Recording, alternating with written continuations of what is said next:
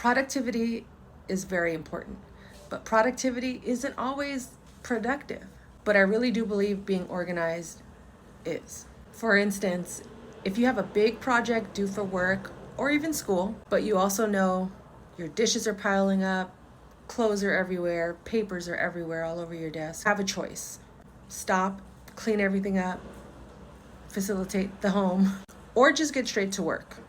Both projects need to get done, but which one is of priority and importance? Out of all three of those tasks, which one will benefit you most now?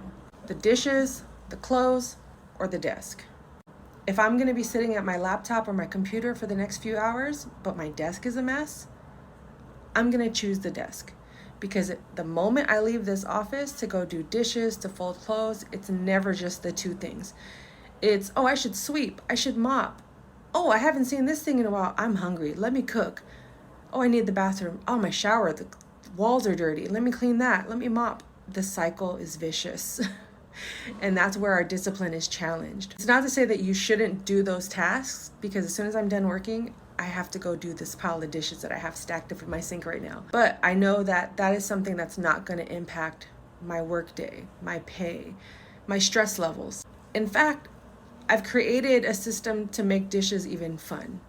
I put a speaker near the sink, above the sink, as well as a speaker with a place for my phone, so I can either watch something or listen to music and jam out. But they don't need to be done now. It's not going to impact my work. But my desk, a clear desk, automatically makes me more energized, more focused, more relaxed. So, productivity is important, but not always productive. Organization is key. Welcome back to the Keys podcast. I'm your host, Lillian Hernandez, but you can call me Lilly. What you just heard was a post I put on social media recently about productivity. I've been dropping new videos on my social media, shameless plug. Follow me at Transaction Care across all platforms. My main two platforms are YouTube and currently TikTok. So if you're on either of those platforms, give me a subscribe, give me a follow, and then send me a message because I want to know who's listening to the show, okay?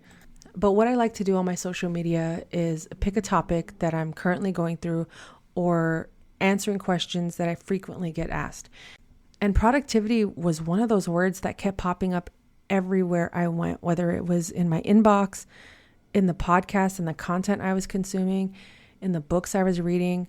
There was something about productivity or the idea of productivity that wouldn't escape my mind. So what you heard again was a clip that I was going through something that day and I spoke on it because I felt like constantly we are told to be productive, but we're not ever taught how to be productive.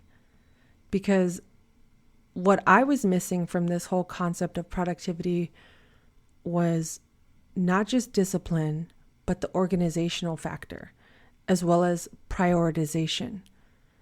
I was prioritizing the wrong things. And initially, my idea of productivity simply meant do a lot.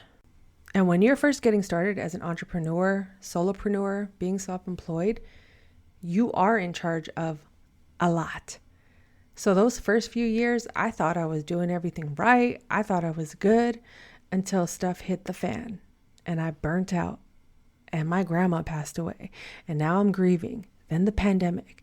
Then I have to get an emergency dental procedure done that now leads me back down a path of debt. I had been debt-free for 10 years. So now my entire world flipped upside down. And I had to figure out a way to get back on my feet and do things in a way that would no longer keep me in this state of depression, anxiety, sadness that I found myself living in more than I had wanted to. So if doing a lot still meant things would fall apart, what do I do? What am I missing?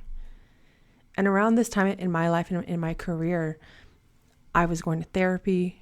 I hired a business career coach.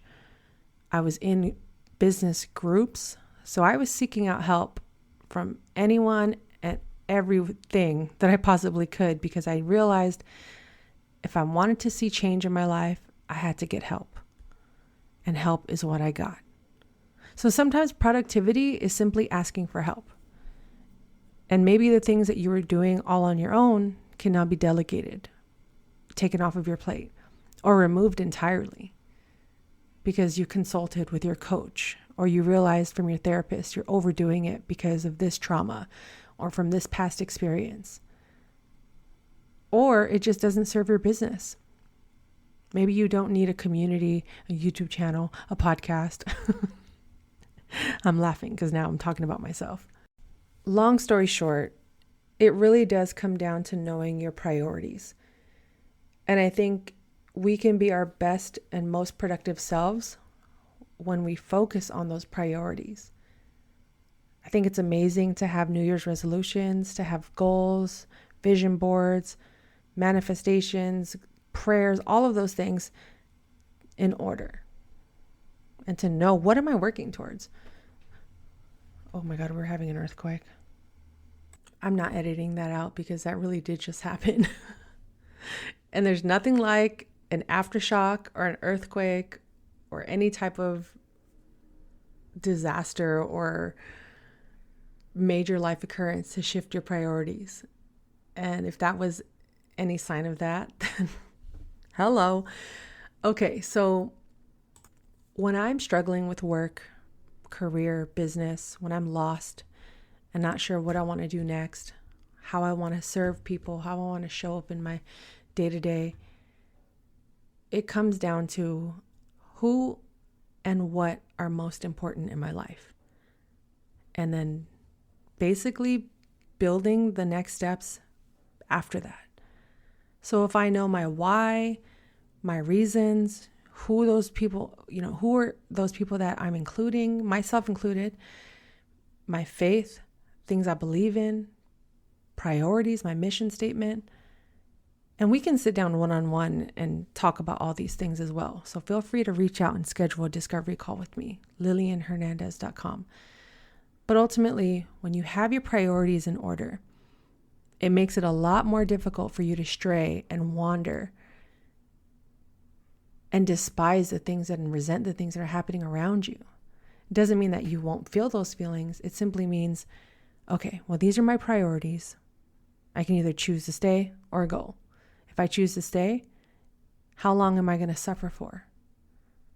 Or how much longer am I going to allow these things to distract me, to be excuses, to be crutches for me not to explore something that I'm actually passionate about or simply need to get out of and start over from there? I've also had to realize that productivity can also look like adding more naps into my day, more time for stillness, silence, and not always hustle and bustle, but also not prioritizing work. I know work equals money, but when I look at it and say, okay, budget, how are we doing? Do I need all of this? Do I need to pay for these subscriptions? Do I need this phone plan? What if I just change it? I'm not sure if I mentioned this before, but I changed my whole mobile plan. I've been with AT&T for 20 years. 20 years.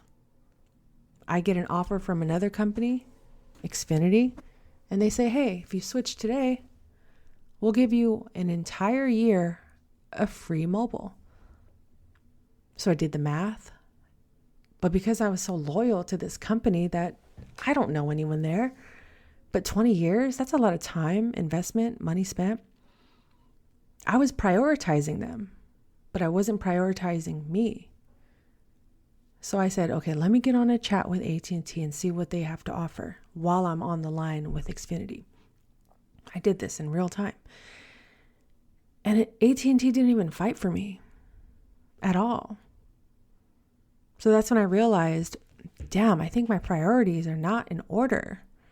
I was willing to pay an extra $130 a month for the next year purely out of loyalty to a company that doesn't even care about me. And I learned that after I quit my job. I learned that with certain friend groups. So productivity can simply mean, okay, today we're going to tackle our expenses, our budget, and where we could save money so I don't have to work as hard. So I can prioritize my family, my kids, maybe vacations, buying new clothes, whatever the case may be, okay? Productivity doesn't always have to be associated with work or a paycheck. But when you are productive, make sure you have your priorities in order. Don't allow perfection to be debilitating in your life, because it is. Perfection does not exist. Leave room, leave space for impact, for change, for distractions, for things to go wrong. I realized the sooner I accepted that, yeah, this may not work out the way I wanted to, but I'm still going to go for it, life got a lot easier. Yeah, I still, get sad when things don't go my way, but I realized, well, hey, I did it. Now I have more information. I can move on to the next step. And that's something I emphasize in probably every single episode, is do the thing to get to the thing. And when you're productive, it does add an extra level of confidence in your life, because you're doing things that are feeding your soul, that are feeding your joy. You're not just out here being productive for a paycheck. How are you spending your money? How are you enjoying your money? How are you making your money work for you? These are things I wasn't prioritizing in my past. How are you spending your money on the weekends consistently? I know people always say, like, do you need that latte? I don't even drink coffee, but for some reason, people love using that example. If you just cut that latte out of your life, your whole life will change. But if that latte brings me joy, and I don't mind spending that extra $5 a month on the latte, why would I give that up? But you know what I don't like spending that extra $5 on a month on? My phone bill. So let me call my phone company and see if I can get my bill reduced $5, $10.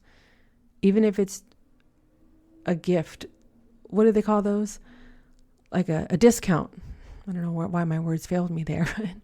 Even if it's a 3-month discount, there are other ways to be productive. But priority is key, and staying organized is key. So that's all I'm going to leave you with for this episode. I'm just opening up the dialogue, and I want to know what you guys are feeling. When you hear the word productivity, what comes to mind? Do you shut down? Do you get excited? Do you get anxious? I've learned that certain content creators, because I do have a bad habit of consuming more than I actually take action on. And one content creator that, I admire their business acumen, but when I watch his content, I get so anxious because he's at a level that I'm not close to financially. And he's doing things that I genuinely don't even want to do in my business. So I just stopped watching. I unsubscribed because I realized his stuff was making me anxious, and it was causing me to be unproductive, because I was now looking at my level of work, my level of productivity as a failure. Because he's over here preaching, do these steps, do these 100 steps, and you'll do well. Meanwhile, I'm still stuck on page, step 1.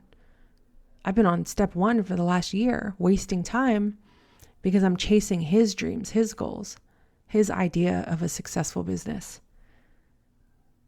When in actuality, my dreams are pretty simple, pretty standard. If I hit a couple 100,000, I'll be good. But right now, I'm good with 50,000, 30,000. I know how to make a way with very little. And I'm willing and ready to learn how to manage a lot as well. But what I'm saying is I had to revisit my priorities. So take time after this episode and recognize, what am I prioritizing? Who am I prioritizing? Is that the source, the root of my being miserable?